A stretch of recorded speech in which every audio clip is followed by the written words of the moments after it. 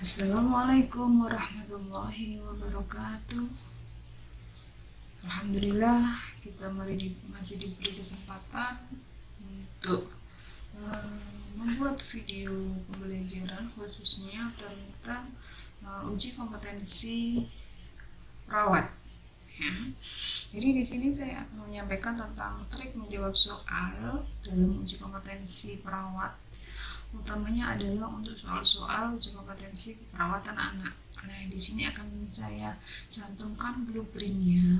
Jadi karena pada keperawatan anak ini berkisar antara 8-14% dari total jumlah soal di dalam UKOM keperawatan. Sebelumnya jangan lupa like, subscribe, dan tekan tombol lonceng karena untuk saya akan mengupload beberapa materi tentang video pembelajaran yang secara tidak langsung nanti akan menunjang di dalam kalian memahami dan mengerjakan tentang soal-soal UKOM. Ya, kami berharap dengan adanya video pembelajaran tentang trik menjawab soal uji kompetensi nasional khususnya untuk perawatan anak ini nanti bisa bermanfaat untuk kalian semua sebagai bekal di dalam mengikuti uji kompetensi perawat. Langsung saja di sini di dalam blueprint untuk uji kompetensi bahwa di dalam uji kompetensi keperawatan ya itu merupakan kerangka dasar yang sebagai pedoman yang digunakan untuk merancang pengembangan soal ujian dan dapat menjamin asuhan keperawatan yang diberikan secara aman dan efektif serta menggambarkan karakter utama perawat yang diharapkan oleh pengguna. Selain itu juga dapat menggambarkan level kompetensi yang diukur untuk kelulusan nurse sebagai perawat profesional dan bermanfaat untuk memberikan informasi terhadap area dan kedalaman materi yang diujikan, gambaran tentang metode ujian yang akan digunakan, dan acuan persiapan yang harus dilakukan. Makanya di sini semua profesi perawat harus berkompeten, unggul ya, termasuk profesi kita sebagai seorang perawat. Makanya untuk bisa dikatakan kompeten harus lulus dalam uji kompetensi perawat Indonesia.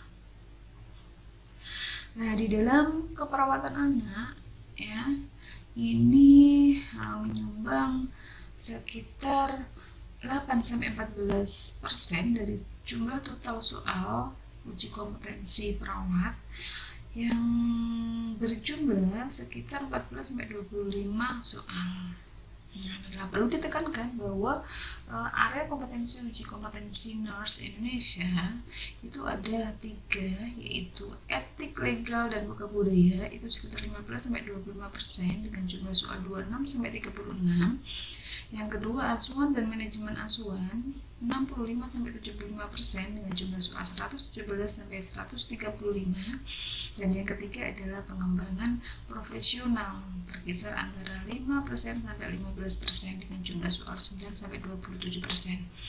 Yang mana dari 3 area kompetensi itu salah satunya ada keperawatan anak ya, yang dengan persentase 8-14% dengan jumlah soal 14-25, yang mana dari 14-25 soal itu terdiri dari menilai gangguan pertumbuhan dan perkembangan, melaksanakan imunisasi dasar, dan asuhan keperawatan anak dengan gangguan sistem pernafasan, kardiovaskuler, saraf, perkemian, pencernaan, imun, hematologi, dan tumbuh kembang. Nah, di sini ada teknik menjawab soal uji kompetensi ya, supaya diharapkan ya, saya yakin bahwa kalian yang mengikuti uji kompetensi tentunya kalian sudah lulus di dalam proses pembelajaran, utamanya kalian sudah lulus sarjana keperawatan, sudah mengikuti wisuda. Harapannya nanti setelah sudah menempuh sarjana keperawatan kalian bisa menyelesaikan profesi keperawatan dan bisa dikatakan sebagai seorang perawat. ya. Ini ada beberapa teknik menjawab soal UKOM. Yang pertama adalah ada teknik umum, ya. Teknik umum ini merupakan suatu kemampuan untuk membaca, ya, mengerti saat pertama kali membaca. Karena perlu diingat di dalam soal uji kompetensi ini soal-soalnya adalah soal-soal kasus, ya, narasi, yang mana di situ pastinya namanya soal kasus adalah lumayan cukup panjang. Makanya kemampuan untuk membaca, ya, ini harus benar-benar dimiliki, ya. Membaca dalam artinya di sini adalah mengerti, ya, apa yang dibacanya. Karena kemampuan esensial di sini adalah membaca dengan memahami adanya data yang saling bersinergi satu sama lain sehingga bisa menjadi fokus. Karena di dalam kasus itu akan dicantumkan beberapa data yang saling berkaitan sehingga nanti akan fokus ke sesuatu yang nanti akan tertuju pada pertanyaan dan akan didapatkan suatu jawaban yang paling tepat. Ya, ingat, antara data di sini saling berhubungan. Jadi ada hubungan data abnormal satu dengan data abnormal lainnya, dan ini yang akan menjadi sumber dalam pengambilan keputusan apa yang sedang diceritakan pada soal kasus pada uji kompetensi. Nah, pada kenyataannya di sini banyak peserta ujian itu sering mengalami kesulitan dalam mengkonstruksi kasus yang sedang dibacanya, sehingga sulit untuk mencari arah dan esensial dari soal tersebut. Ya, akhirnya kita tidak bisa berfokus itu sebenarnya mengerucut ke masalah apa sehingga tertuju kepada jawaban yang mana. Jadi membaca soal kasus tidak hanya asal membaca, tetapi juga bisa memahami esensialnya, bisa melihat data-data pendukung, ya, yang saling bersinergi satu sama lainnya. Nah, di sini kasus pada soal yang dibuat di dalam uji kompetensi itu diperkirakan mampu dibaca dan dipahami, tidak hanya dibaca tapi mampu dibaca dan dipahami oleh peserta uji kompetensi itu dalam waktu 40-45. Maka di sini secara utuh satu soal ini dapat diselesaikan rata-rata dalam 1 menit atau 60 detik. Ya, maka dari itu apabila peserta uji kompetensi membaca soal dan menyelesaikan soalnya itu lebih dari 1 menit, maka dapat dipastikan bahwa tidak akan bisa terselesaikan semua soal uji kompetensinya. Hanya di sini satu soal maksimal 60 detik. Tidak hanya membaca dan memahami serta menjawab jawabannya. Ya, makanya di sini perlu adanya kemampuan membaca yang efektif, ya, karena di sini untuk membaca setiap kasus dalam soal itu jangan usahakan sekali membaca udah paham, udah bisa fokus, udah bisa mengetahui data-data yang saling bersinergi, bahwa penekanannya untuk membaca kasus dalam soal itu maksimal 2 kali itu sudah dapat dipastikan arahnya. Nah, untuk bisa memastikan arahnya tertuju kemana dalam membaca itu dilakukan secara berurutan, yaitu skimming dan scanning, ya. Yang mana skimming ini adalah cara membaca keseluruhan kasus dengan hati-hati dengan menyimak ide utama dari soal tersebut. Ya, jadi membaca, setelah dibaca dapat ditarik kesimpulan secara utuh ide utama dan arah soal tersebut itu apa. Ya. Dan kemampuan skimming ini biasanya didukung oleh kemampuan komprehensif dari peserta uji kompetensi, ya. Karena jika sudah menemukan ide pokok atau ide utama main ide, tentu tahap berikutnya lebih mudah, yaitu menemukan jawaban yang paling tepat tersebut. Jadi soal ini dianggap baik bila dalam kasus memang ditemukan ide utamanya, dan juga sebaliknya Jika ide utama tidak ditemukan, maka soal itu pun akan dikategorikan soal bias dan ambigu. Maka dari itu soal-soal uji kompetensi ini sudah melewati beberapa review, ya, sudah beberapa seleksi memenuhi kriteria apa tidak. Selanjutnya, jika peserta merasakan adanya ragu-ragu dalam menemukan ide utamanya dalam pembacaan pertama untuk scanning, maka dilanjutkan dengan menggunakan teknik yang kedua, yaitu scanning, ya. Jadi sekali membaca, skimming diharapkan dapat menemukan ide utama. Jika ide utama didapatkan itu masih ragu-ragu, maka bisa melakukan scanning, yaitu membaca sekali lagi 2 atau lebih ide yang terkandung dalam kasus soal yang masih dirasa membingungkan, dengan membacanya lebih detail dan hati-hati dengan penekanan-penekanan pada kata-kata tertentu yang dianggap oleh peserta uji kompetensi itu sangat penting. Nah, hal ini biasanya muncul karena dekatnya, ya, ide utama dan ide pengecoh atau data yang dimunculkan dalam kasus itu sangat dekat, ya, sehingga sulit untuk membedakan ide yang satu dengan ide lainnya.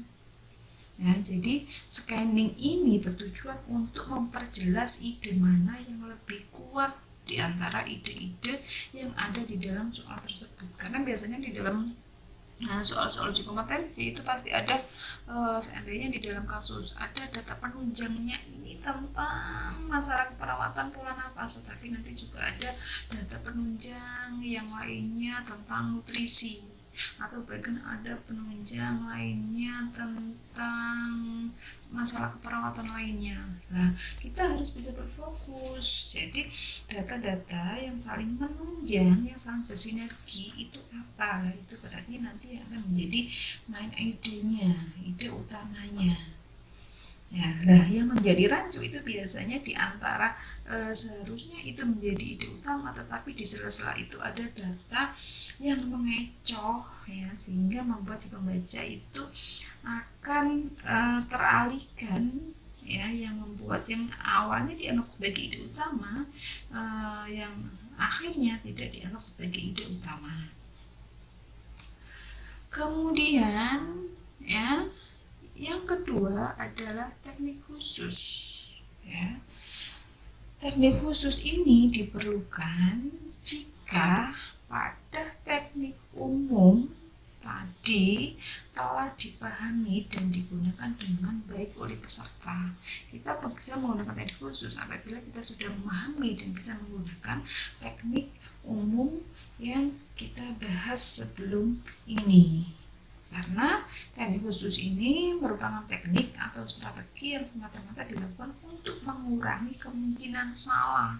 Jadi untuk meyakinkan, untuk memantapkan bahwa jawaban yang dipilih oleh peserta uji kompetensi itu adalah benar. Jadi merupakan suatu strategi yang dilakukan untuk mencoba mengurangi kesalahan dengan melihat langkah demi langkah. Jadi dilihat di situ kasusnya apa, data penunjangnya apa, sehingga didapatkan ide utamanya apa, sehingga nanti akan bisa fokus, ya, dengan pilihan jawabannya itu benar. Selanjutnya kita ke pokok materi, ya. Di dalam pokok materi di sini saya akan menjelaskan sekilas tentang kira-kira apa saja untuk soal uji kompetensi keperawatan anak. Yang pertama di sini akan asal keperawatan pada sistem pernafasan. Biasanya muncul ada 2 soal, ya. Untuk 2 soal ini bisa kemungkinan pneumonia, bisa TBC, bisa asfiksia, ya. Jadi itu. Nah, pada pengkajian itu biasanya akan muncul riwayat perinatal, adanya mekonium, adanya prematuritas dengan Apgar skor pada asfiksia, kemudian ada faktor risiko keluarga pada kasus TBC, ada hiper atau hipotermi pada kasus-kasus infeksi, kemudian adanya peningkatan RR, kedalaman dan kualitas inspirasi yang memanjang pada masalah gangguan obstruksi atau wheezing pada asma, kemudian batuk produktif, sputum, takip neuronki, retraksi dinding dada, pernafasan cuping hidung, mekonium di jalan nafas, ini pada BBL, bayi baru lahir, kemudian adanya perkusi, ya, perkusi adanya bunyi redup disertai penurunan suara, ini pada kasus-kasus TBC. Dan untuk diagnosis keperawatan ini nanti akan muncul beberapa, ini salah satunya saya contohkan pada pasien jalan nafas tidak efektif, ya, berhubungan dengan ketidakmampuan membersihkan sekret atau obstruksi pada jalan nafas. Tapi ini nanti tergantung dari data penunjang yang dicantumkan di dalam kasus uji kompetensi. Intervensi yang muncul adanya kolaborasi, ya, di dalam soal-soal yang berkaitan dengan implementasi yang dilakukan oleh seorang perawat.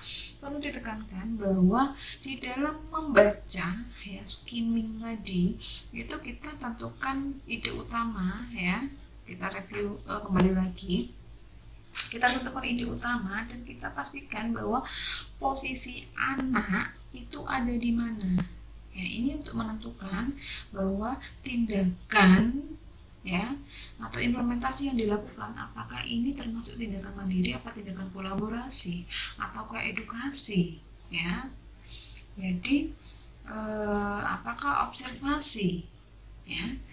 Jadi kalau tindakan implementasi yang mana dalam kasus itu terjadi di ruang-ruang perawatan, berarti yang mana kalau di ruang perawatan, kalau di dalam kasus kondisi anak adalah stabil, maka tindakan utama yang diharapkan adalah tindakan mandiri keperawatan.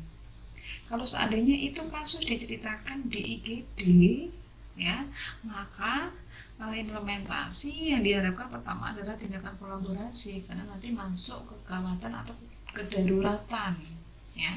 Makanya kita membaca, jangan hanya kalian nanti membaca soal sekilas, gak dibaca tempat perawatannya di mana, langsung terfokus ke data penunjangnya.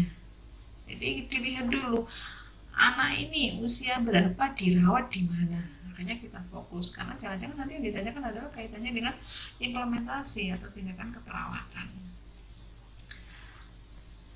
Nah, di dalam evaluasi nanti apabila jalan nafasnya efektif, nanti tidak ada sekret, RR, suara nafas tambahan. Kemudian pada TBC tidak ada putus obat, ya, jumlah, jenis, dosis dan jadwalnya. Kemudian kalau karena lingkungan ini dapat melakukan modifikasi lingkungan. Nah, ini ada contoh soal, ya. Ada contoh soal seorang anak perempuan berusia 10 tahun, ya. Anak perempuan berusia 10 tahun diantar keluarga ke UGD. Nah, ini juga jadi dari kata kuncinya di UGD dengan asma. Hasil pengkajian didapatkan data laju pernafasan memendek, terdapat mengi, batuk, dan nampak pucat. Pasien telah mendapatkan penanganan tindakan medik. Perawat melakukan evaluasi terhadap tindakan yang telah dilakukan, ya. Apa indikasi yang menunjukkan keberhasilan dari tindakan tersebut? Nah, itu adalah pertanyaannya. Dari pertanyaan itu perlu diingat bahwa, ya, mulut kering dan pucat itu tidak berhubungan dengan masalah pernafasan anak asma, ya.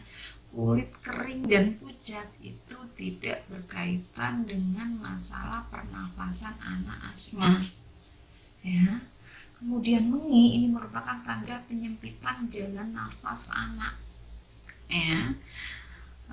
Kalau bisa dikatakan wheezing, ya. Kemudian di sini adanya nadi, ya. Pilihan yang ketiga ini adanya nadi 90 kali per menit, ini masih normal pada anak-anak dan ini merupakan bukan menunjukkan memburuknya kondisi anak, ya. Kemudian kalau adanya pernafasan 18 kali per menit, ini juga masih dalam batas normal, dan pucat berkurang, ini menunjukkan adanya perbaikan. Jadi jawaban yang tepat adalah berkurangnya episode mengi. Jadi apa indikasi yang menunjukkan keberhasilan dari tindakan tersebut adalah berkurangan episodenya mengi, ya. Kalau kulit yang kering dan hangat ini bukan merupakan masalah pernafasan yang terjadi pada anak asma. Nadi 90 kali per menit juga masih normal, RR juga masih normal, pucat berkurang merupakan suatu tanda perbaikan, ya. Jadi apa indikasi yang menunjukkan keberhasilan dari tindakan tersebut? Intinya adalah berkurangnya episode mengi. Oke, semoga bisa difahami. Kemudian yang kedua adalah sistem kardiovaskuler. Kalau pada sistem kardiovaskuler ini biasanya ada satu soal, ya, yang sering muncul biasanya adalah pada kelainan jantung bawaan, ya. Pada pengkajian, ya, untuk kelainan jantung bawaan ini biasanya adanya keletihan selama pemberian makan, adanya peningkatan berat badan yang buruk, adanya intoleransi latihan fisik, kesulitan pernafasan, entah itu takipneu, dyspneu, sesak, cyanosis, sering infeksi pernafasan, ya, adanya JVP, adanya distensi abdomen, CRT-nya 3 detik, adanya hepatomegali, splenomegali, hipo atau hipertermi, murmur, dan prematuritas. Ya, ini data-data penunjang yang kemungkinan adanya kelainan jantung bawaan. Kalau adanya gangguan jantung, ini biasanya adanya takikardi, bradikardi, dislipidemia, adanya denyut perifer yang menghilang, denyut yang kuat dan tidak teratur. Kemudian kalau adanya penyakit jantung yang berat, maka di sini adanya BB dan TB yang kurang. Apabila terjadi infeksi, maka akan muncul tanda demam. Apabila adanya gagal jantung kanan, maka akan terjadi hepatomegali. Untuk diagnosis keperawatan itu adalah penurunan curah jantung, ya, berhubungan dengan ketidakadekuatan jantung memompa darah untuk memenuhi kebutuhan metabolisme tubuh yang ditandai dengan, ya, perubahan irama jantung. Untuk intervensinya ada tingkatkan curah jantung dan oksigenasi yang kuat, tangani hipoksia dan gawat nafas, kurang beban jantung, amati gawat nafas, pemberian ASI melalui UGT, diet seimbang, dan adanya stimulasi. Kalau ada evaluasi, di sini anak akan mempertahankan oksigenasi yang adekuat, orang tua memahami cara penanganan gawat nafas. Ini untuk contoh soal, ya, seorang bayi, ya, kita latihan contoh soal, ya. Seorang bayi baru lahir mengalami defek jantung, dirawat di ruang neonatus. Perawat memberikan makan pada bayi dalam posisi semipolar. Setelah pemberian makan, perawat menyedawakan bayi dan mengubah posisinya. Bayi mengalami BAB dan tiba-tiba menjadi cyanosis, berkeringat dingin, dan lemas. Apakah penyebab munculnya komplikasi yang perlu dipertimbangkan pada kasus di atas? Nah, ini, ya, penekanan-penekanan. Usahakan di dalam pembacaan itu ada penekanan-penekanan. Nada di dalam membaca juga akan menentukan, ya. Jangan sampai berhentinya membaca itu tidak tepat, karena nanti akan memberikan arti yang berbeda, ya. Apa penyebab munculnya komplikasi yang perlu dipertimbangkan pada kasus di atas, ya? Perlu diingat bahwa pilihan jawabannya pertama adalah sendawa. Sendawa ini tidak akan mempengaruhi fungsi daripada kardiovaskuler, ya. Kemudian untuk perubahan posisi, kemudian jenis formula yang diberikan dan cara pemberian formula ini juga tidak akan mempengaruhi daripada fungsi kardiovaskuler. Tetapi selama PAP ya, ini dapat menginisiasi serangan hipersianosis ya atau kebiruan ya, karena akan terjadi manuver falsafa yang akan menyebabkan peningkatan tekanan intra ya, akan meningkatkan tekanan intratorakal yang melemahkan nadi, menurunkan pengembalian darah ke jantung, dan meningkatkan tekanan pembuluh darah. Jadi jawabannya adalah B. Ya, walaupun semuanya di situ adalah ada, data semuanya ada. Apa penyebab munculnya komplikasi itu? Ya, bisa menyesatkan lagi itu disendawakan. Mungkin pada saat disendawakan akan terjadi aspirasi, tersedak atau bagaimana. Perubahan posisi, mungkin karena posisinya akan berpengaruh terhadap semifolra udah tepat posisinya. Yang disendawakan di situ yang dikeluarkan bukan makanannya, tapi udaranya yang dikeluarkan. Ya, jenis formula dan cara pemberiannya juga di situ tidak akan berpengaruh terhadap kardiovaskuler, tapi yang penting adalah PAP nanti yang akan meningkatkan tekanan intratorakal. Oke, semoga bisa dipahami untuk soal ini. Selanjutnya adalah pada sistem pencernaan ya. Ini akan muncul 2 soal. Biasanya yang sering muncul adalah diare, icterus neonatorum, dan hisprum. Ya. Ini kalau pengajian biasanya ada gagal tumbuh, adanya data penunjang tinggi badan, berat badan, adanya infeksi atau dehidrasi, akan ada data penunjang suhu, apabila terjadi distensi abdomen, peristaltik, tanda dehidrasi, maka nanti akan adanya tanda di ubun-ubun besar, kelopak mata, mukosa bibir, dan telur kulit. Jika dilakukan perkusi abdomen, maka adanya gas berlebihan, adanya massa, adanya cairan, adanya pembesaran hepar. Apabila hisprum, maka akan terjadi kegagalan mengeluarkan mekonium karena kurangnya pernafasan pada segmen kolon, sehingga tidak adanya gerakan mendorong. Akibatnya akan terjadi akumulasi isi intestinal dan distensi usus proksimal. Pada bayi akan terjadi gagal tumbuh, konstipasi dan diare, dan pada anak akan terjadi anoreksia, konstipasi, distensi abdomen. Diagnosis keperawatan di sini biasanya adalah pada defisit volume cairan berhubungan dengan penurunan volume cairan IV, interstitial, intraseluler yang ditandai dengan kehilangan cairan secara aktif. Untuk intervensinya, tindakan dehidrasi, ya, input output cairan, berat badan, karakteristik urin, warna, jumlah, dan frekuensi. Kemudian adanya perawatan post-ostomi. Untuk evaluasi, anak akan mencapai dengan mempertahankan status cairan, tidak ada tanda dehidrasi, dan tidak terjadi kerusakan pada kulit. Selanjutnya adalah pada sistem integumen. Ya, sistem integumen ini biasanya akan keluar 1 soal, ruang popok atau campak. Sering muncul biasanya ruang popok. Pada pengkajian, apabila terjadi iritasi pada kulit, akan muncul tanda penunjang yang tercantum di dalam kasus itu adalah kemerahan, ya, lecet. Ya. Untuk diagnosis perawatan yang muncul biasanya ada gangguan integritas kulit berupa kerusakan permukaan kulit yang ditandai dengan adanya kemerahan di pantat. Intervensinya ya berkaitan biasanya kebersihan diri, pendidikan kesehatan, dan evaluasinya terbebas dari ruang popok. Selanjutnya adalah sistem darah dan imun. Biasanya ada 2 soal, ada talasemi, DHF, HIV, ya. Pada pengkajian ini biasanya dapat suhu tubuh, peteki, uji tourniquet, perdarahan gusi, hematomesis, melena, nyeri sendi, nyeri kepala, ya. Tadi kan peningkatan permeabilitas pembuluh darah, yang akhirnya akan terjadinya kebocoran pada pembuluh darah.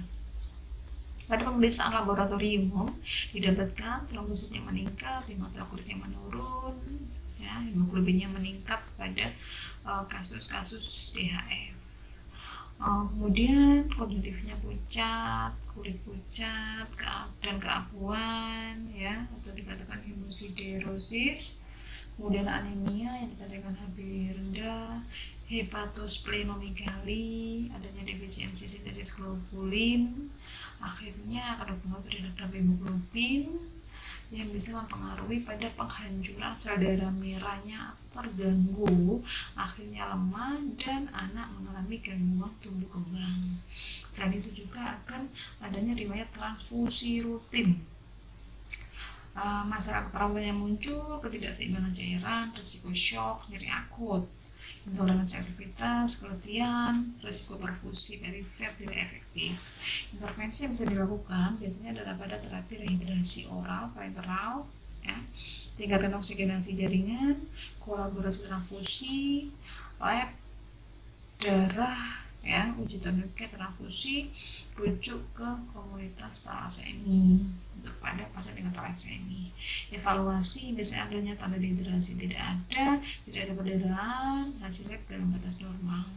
Perfusi jaringan perifer biasanya terjadi dengan suhu akral hangat, CRT kurang dari 3 detik, dan hemoglobin normal. Ini contoh soalnya, ya. Seorang bayi perempuan, ya, seorang bayi perempuan berusia 4 bulan dirawat di ruang rawat anak, ya, dirawat di ruang rawat anak, berarti di ruang perawatan. Menurut keluarga, bayi mengalami mencret sudah 9 hari dan sering berulang. Suhu 39 derajat Celcius, terdapat jamur pada mulutnya. Hasil pemeriksaan virologi menunjukkan terinfeksi HIV. Diagnosis tersebut baru ditegakkan hari ini. Apakah tindakan yang dapat dilakukan pada kasus tersebut? Nah, ini untuk pada kasus HIV, ya, pada anak ini akan mengalami disfungsi dari sistem imun. Itu terjadinya penekanan jumlah atau ketidakefektifan sel T, sel B, dan imunoglobulin, dan rentan terhadap infeksi, ya, rentan terhadap infeksi, ya. Dari kata ini, maka di sini jawabannya adalah E. Tetapi kenapa kenapa B, C, D, dan E tidak, ya? Dalam mempertahankan hidrasi yang optimal, ini meskipun hidrasi seoptimal apapun, ini merupakan hal yang penting, ya. Hidrasi yang tidak cukup tidak berpotensi mengancam kehidupan seperti halnya infeksi, ya. Jadi itu alasannya untuk yang B. Untuk alasannya yang C, di dalam meningkatkan pertumbuhan dan perkembangan, meskipun anak HIV, ya, bahwa AIDS ini biasanya kecil menurut usia, dan peningkatan pertumbuhan dan perkembangan ini merupakan hal yang sangat penting. Namun ketidakmampuan untuk meningkatkan pertumbuhan dan perkembangan dari anak tersebut tidak berpotensi membahayakan nyawa seperti halnya infeksi, ya. Jadi kasarannya untuk pertumbuhan perkembangan itu nanti bisa diberikan intervensi, bisa diberikan implementasi sudah intervensi yang ada itu secara bertahap, yang mana itu nanti bisa dilakukan dan tidak urgent, tidak gawat, tidak darurat. Tetapi kalau pencegahan infeksi nanti berisiko terhadap pengancaman nyawa daripada anak. Kemudian untuk jawaban E, kenapa kok tidak, ya, menyediakan dukungan emosional pada keluarga, ya. Meskipun dukungan emosional ini perlu untuk keluarga, namun bukan merupakan suatu prioritas. Makanya bisa dikatakan di sini semua jawaban ini sebenarnya bisa menunjang, ya, menjadi aduan emosional pada keluarga karena keluarganya sedih. Oh ya Allah, ternyata anaknya terinfeksi HIV. Perlu adanya dukungan nutrisi yang cukup dan seimbang juga sangat penting untuk meningkatkan imun, kemudian meningkatkan pertumbuhan dan perkembangan juga seperti itu sama. Bagaimana caranya anak bisa mencapai tahap tumbuh kembang yang bagus, yang seoptimal mungkin sesuai dengan usianya. Mempertahankan hidrasi yang optimal juga penting, tetapi perlu diingat bahwa tanda-tanda dehidrasi itu apa saja. Kalau dari kasus tersebut dapat dilihat bahwa tanda-tanda dehidrasinya apa ya, outputnya mengalami mencret sudah 9 hari dan sering berulang. Kita nggak tahu di situ berapa cc ya, kekurangan cairan, mata cowong, mulut kering, ya itu enggak ada tanda-tanda penunjang dehidrasi yang lainnya. Maka jawabannya adalah A. Semoga bisa dipahami. Yang selanjutnya adalah sistem persarafan. Ya, sistem persarafan. Sistem persarafan ini ada 3 soal, biasanya ada kejang demam, meningitis. Ada pengajian ini nanti tentukan karakteristik daripada kejang. Bagaimana kesadarannya, gerakan tubuhnya tidak terkendali, bagaimana perubahan perilaku dan sensasinya, adanya perubahan pada sistem otonom. Kemudian menentukan fungsi saraf kranial dengan melihat respon daripada pupil dan perubahan suhunya. Kemudian dilihat dari TIK-nya, tekanan intrakranial, dilihat ubun-ubunnya cembung, muntah, dan kesadarannya bagaimana. Untuk diagnosis perawatan biasanya resiko mengalami penurunan sirkulasi darah otak berhubungan dengan kondisi akut penyakit demam. Ya. Intervensinya adalah mempertahankan suhu stabil, mencegah cedera dan kejang, antikonvulsan, kolaborasi, kemudian health edukasi kepada ortu, cara penanganan kejang di rumah, dan kolaborasi obat prarektal. Evaluasinya tidak terjadi kejang berulang, anak terbebas dari demam dan cedera, orang tua memahami cara penanganan kejang. Ini contoh soalnya, ya. Untuk contoh soalnya di sini, seorang anak perempuan berusia 2,5 tahun dirawat di ruang anak karena meningitis. Karena kondisinya pasien mendapatkan batasan gerak dengan bed rest, saat ini diizinkan turun dan disarankan untuk pergi ke ruang bermain. Anak merespon dengan menggelengkan kepala secara kencang dan mengatakan tidak mau. Pada saat bersamaan, anak berusaha memanjat keluar tempat tidur atau boxnya. Apakah kesimpulan yang bisa diambil dari perilaku anak tersebut? Ya, kita jawab, kita bahas satu-satu dari masing-masing jawabannya. Pertama adalah mencoba untuk menegaskan kebebasan. Perlu diingat ya, anak usia toddler ataupun batitang, ya, kalau masuk dalam batitang di bawah 3 tahun, ini menunjukkan perilaku normal untuk level perkembangannya, ya, yang akan mengatakan tidak, ya, yang merupakan sebagai alat untuk menjelaskan keterbatasannya. Ya, anak tidak mengatakan tidak, ya. Sedangkan kalau untuk yang ingin melanjutkan aktivitas bermain rutin, ya, itu meskipun anak mungkin ingin melanjutkan aktivitas bermain, tetapi perilaku yang ditunjukkan berkaitan dengan upaya menjelaskan kebebasannya. Jadi pada pilihan jawabannya kedua, ingin melanjutkan aktivitas bermain rutin dengan ditandai dengan adanya berusaha memanjat keluar tempat tidur. Memanjat keluar tempat tidur belum tentu dia akan melanjutkan aktivitas bermain, karena akan menjelaskan ingin kebebasannya, ingin bebas ya, dari bed rest-nya, ingin dia bergerak bebas, tapi belum tentu dia akan melanjutkan untuk bermain. Untuk yang jawaban C, tidak yakin mengenai perbedaan antara ya dan tidak. Ya, pada anak balita ini akan menyampaikan kebebasannya,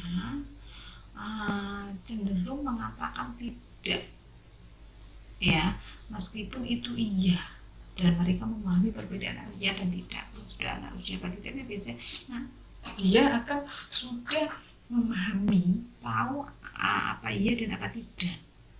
Ya, makanya ini tidak jadi mengenai perbedaan antara ya dan tidak. Ya, ini kecuali dia baru anak usia di bawah 1 tahun, ya masih berapa bulan gitu. Kemudian untuk yang bingung karena peningkatan tekanan intrakranial, ya, bahwa pada tanda bingung di dalam tekanan intrakranial ini tidak mengindikasikan, ya, tidak bisa menjadi indikasi karena perilaku anak tersebut khas untuk anak usia 2,5 tahun. Mereka akan mengatakan tidak pada sebagian besar hal sebagai upaya menunjukkan kebebasannya. Dia akan ingin bebas, apapun yang ditanyakan, apapun yang berita, biasanya dia bilang tidak, ya. Kemudian yang adalah perilakunya merupakan gejala sisa akibat meningitis, ya.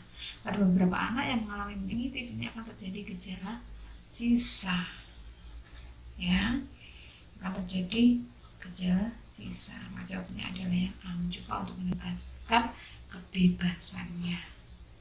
Oke, semoga bisa dipahami, ya. Sengaja ini banyak saya bahas lebih mendekati ke teori-teori, ya, penekanan pada teori, ya, tetapi yang mana tetap soalnya adalah soal kasus. Selanjutnya adalah sistem perkemian. Ini biasanya akan muncul 2 soal, biasanya kalau banyak depan ISK dan sindrom nefotik, ya. Pengkajian untuk ISK ini adanya pada popok atau celananya ketat, PAK-nya bagaimana, suhu dan nyeri pada abdomen. Kalau pada sindrom nefotik adanya edem periorbital, edem anasarka, berat badannya, bengkak pada labio atau skrotum, kulit mengkilat, dan adanya nyeri abdomen. Diagnosis keperawatan yang muncul biasanya adanya gangguan eliminasi urin. Intervensinya berikan tindakan kenyamanan dengan istirahat, kolaborasi analgetik atau antipiretik, tingkatkan asupan cairan, head edukasi untuk mencegah ISK. Evaluasinya anak mengalami haluan urin yang lebih kuat sesuai dengan usia. Selanjutnya adalah sistem persepsi sensori. Biasanya muncul 1 soal pada pengajian, ini ditentukan tanda infeksi pada mata. Biasanya ada merah, gatal, dan bernanah. Diagnosis perawatan adanya gangguan persepsi sensori melihat berhubungan proses infeksi pada konjungtiva yang ditandai dengan adanya kemerahan, bernanah, dan konjungtiva, ya, pada konjungtiva. Intervensinya pemberian salep mata. Evaluasinya persepsi sensori tidak terganggu.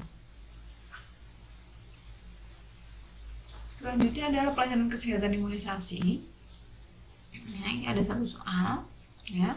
Hanya pengajian tentukan usia, riwayat imunisasi. Ya, kebetulan di sini pada video pembelajaran saya sudah upload tentang soal-soal riwayat imunisasi. Jadi pada video pembelajaran yang tentang imunisasi itu ada pembahasan tentang soal-soal kasus, yang mana soal-soal kasusnya ini juga jenisnya vignette yang biasanya digunakan pada uji kompetensi, ya. Silakan dikunjungi untuk video pembelajaran imunisasi. Untuk yang penentuan usia juga saya sudah membuat video pembelajaran tentang menghitung usia, ya, yang judulnya adalah deteksi pertumbuhan anak menghitung usia part 1 itu. Jadi di situ juga sudah ada latihan-latihan bagaimana caranya menghitung usia. Itu 2 atau 3 kasus itu sudah saya bahas, ya, pada masing-masing sub pembahasan masing-masing. Diagnosis keperawatan biasanya ada defisit pengetahuan, berhubungan kurang informasi, intervensinya itu edukasi tentang imunisasi, evaluasinya adalah peningkatan pemahaman tentang imunisasi. Selanjutnya adalah pelayanan kesehatan pertumbuhan dan perkembangan dengan Denver, ya. Biasanya ada 1 soal tentukan usia, riwayat imunisasi yang sama dengan depan tadi, ya. Silakan dikunjungi video pembelajaran, ya. Saya sudah membuat video pembelajaran tentang yang saya sampaikan tadi tentang deteksi dini pertumbuhan anak menghitung usia, itu part 1. Kemudian ada deteksi dini pertumbuhan anak mengukur berat badan dan tinggi badan part 2. Kemudian deteksi dini pertumbuhan anak mengukur lingkar kepala part 3, ya. Semoga 2-3 hari ke depan saya sudah bisa meluncurkan video pembelajaran untuk yang deteksi perkembangan. Karena untuk nanti deteksi perkembangan itu nanti akan banyak sekali, ada KPSP, ada KPPH, ada KMPE, ada autis, ya, tes daya lihat, tes daya dengar, itu nanti akan dibahas. Tapi karena saya buat per item-item supaya nanti bisa jelas dan kalian tidak terlalu lama ya untuk memutar videonya ya. Selanjutnya adalah pelayanan kesehatan bayi baru lahir ya, utamanya adalah pada BBLR ya. Ini biasanya ada satu soal ya. Ini pengkajian bayi baru lahir, kemudian ada suhu, akral, kulit kemerahan. Diagnosisnya biasanya radang molekularisasi tidak efektif, berhubungan dengan mempertahankan suhu tubuh, kemudian intervensi, kolaborasi penanganan kehilangan panas, kemudian health edukasi, normal care, dan evaluasinya adalah termoregulasi efektif.